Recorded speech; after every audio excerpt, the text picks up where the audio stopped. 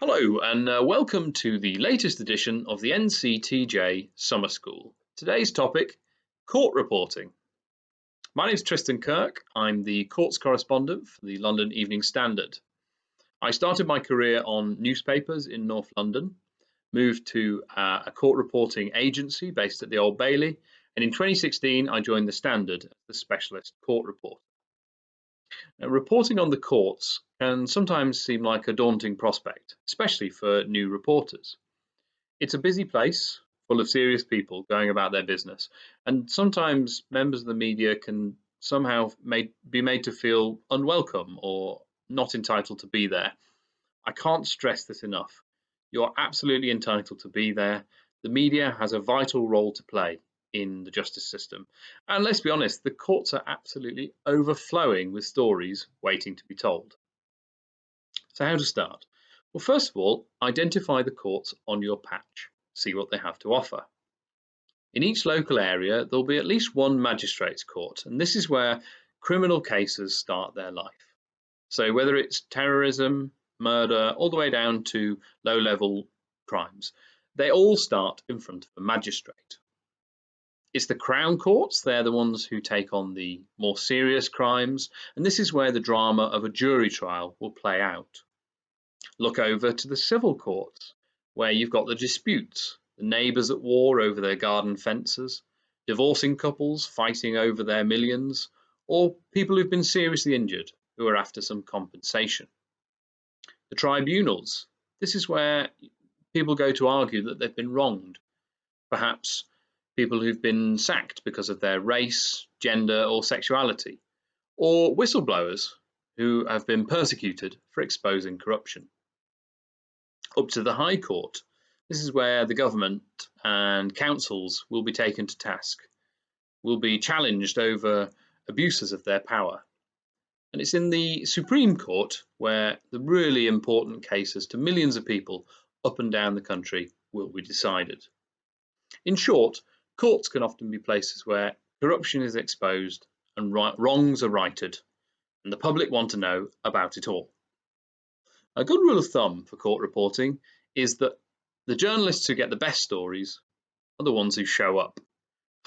It won't be too surprising to learn that you don't get that many good court stories sat at your desk in the newsroom. So go along, and it's surprising how much you'll pick up along the way. So how to find out about the cases?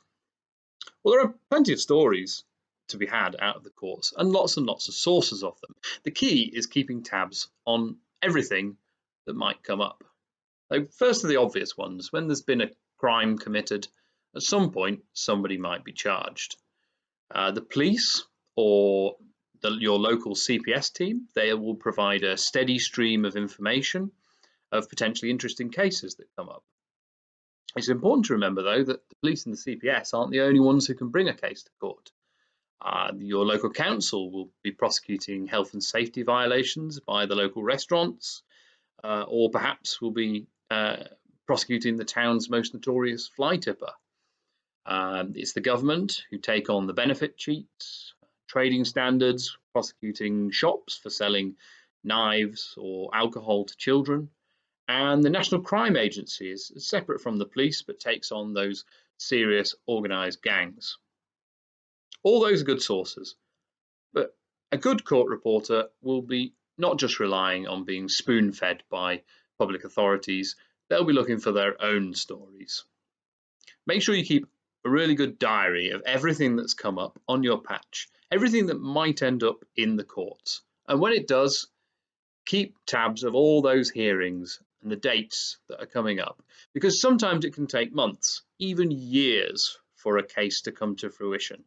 But there's always a good story at the end of it, so it's always worth keeping your diary up to date. Now, the courts themselves, of course, have got an avalanche of information, lists of cases they're handling, and they're all available to the press, but only if you ask for them. The magistrates' courts have lists of every criminal offence coming through its doors, and you can pick over the details on these lists, look at what the charges are, spot a good-looking case, and you can be the one who follows it. And in the civil court, similarly, it's all about the paperwork. Again, you'll only get it if you ask for it.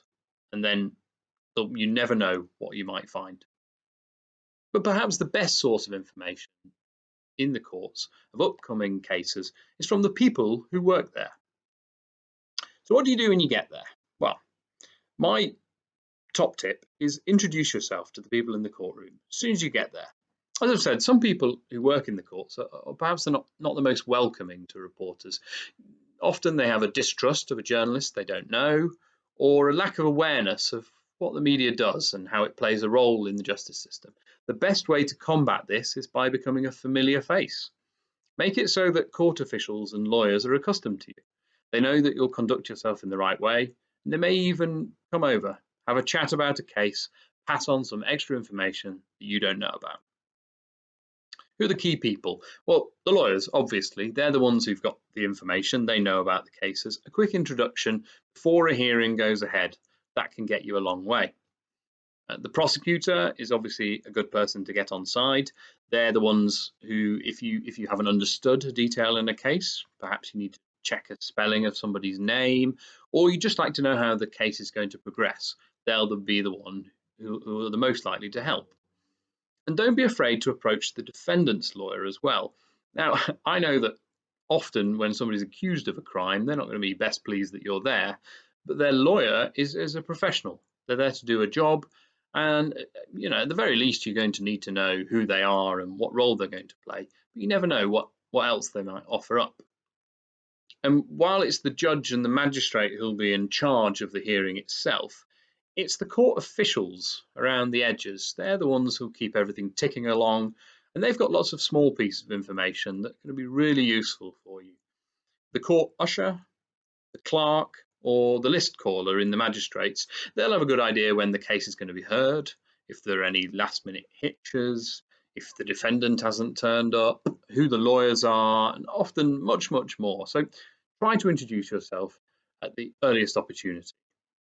A top tip when you get down to the court, you're going to take notes of a hearing and you might be really pleased with the story, but make sure that you check the details before you walk away from the court. There's nothing worse than going back to the office to file your story and realize you don't know how to spell the prosecutor's name, or you forgot to check what date something happened. Check all those details. They're all available to you on the indictment, on the charge sheet, or from the people. But you must make sure that you have all of that to make a good story. So what to look out for in a hearing? Well, the job of a court reporter is to tell the story to the masses, to inform people in a way that they'll understand. Now more than ever, the public galleries of the courts are not exactly overflowing with members of the public. It's not what it used to be. So it's the role of the media to bring that news out. When you get into court, you'll soon realise there's a certain language that's used. It's a legal style that permeates the proceedings. It's your job as a reporter to cut through that, to understand what's been said and done, and to tell the story to your audience in a way that they can digest. That's part of the skill. When you're covering a court story, you need to look for a new angle to the case, something to make it fresh. So in a sentencing hearing, that might be quite obvious if the punishment's been doled out and somebody's been sent off to prison. If a judge has made a ruling, then obviously you need to find out what the impact of that ruling is on the people involved. And that's a key thing to remember throughout court reporting. The cases are always at the centre of them are people. They're at the heart of these things. You need to find out what the impact is on their lives, and that can often be the top line to your story. Whilst most of covering the courts is working out what you can report on, some of it is about identifying what you can't report on. Now, reporting restrictions are a common occurrence. It's important to be on top of those, to make sure you know what orders have been passed and where you stand legally, because more than anything, your editor will rely on you to know what you can report and what you can't, and why. Also, and this might sound obvious, journalists should pride themselves on accuracy of their work. That's very, very important in the courts. Accuracy is a highly prized asset for a court reporter and should be treasured. You want to avoid at all costs trying to tell a story that's better than it actually is, because however much you want a line to work, anything you write from the courts must be grounded in the reality of what was actually said. Finally, some practical tips. Take a pen and take a notepad. Why? Well, your dictaphone's going to be no use on the press benches. They're not allowed. Neither is taking photos. In fact, take 2 pens, because you'll be surprised how many times in the middle of a court hearing one runs out. As much as possible, before you get to court, research the case you're covering so that you have a working knowledge of the facts, if possible, and so you can be a little bit ahead of the game. Keep track of the images and the videos that are used in a hearing. Once they've been seen in court, you can seek a copy of them. Go to the lawyers, to the police press office, to the CPS, and if you can get hold of those, you can publish them and they can bring your story to life. Have a copy of McNay's nearby at all times. Now, if you don't know what that is yet, you will do soon. It's the media law Bible, and it will help you out of many a tough spot when you're covering court and a little bit concerned about the legalities of what you're writing. Think about the different ways you can report the news. Social media, live blogs, podcasts, videos. In the modern world, there's lots of ways to tell a story, and courts is no different. It doesn't just have to be confined to the written word. And have a laptop ready. When the sentence is passed or the jury delivers guilty verdicts, you're going to want to be the first one who brings that news to the public. Thank you very much for listening.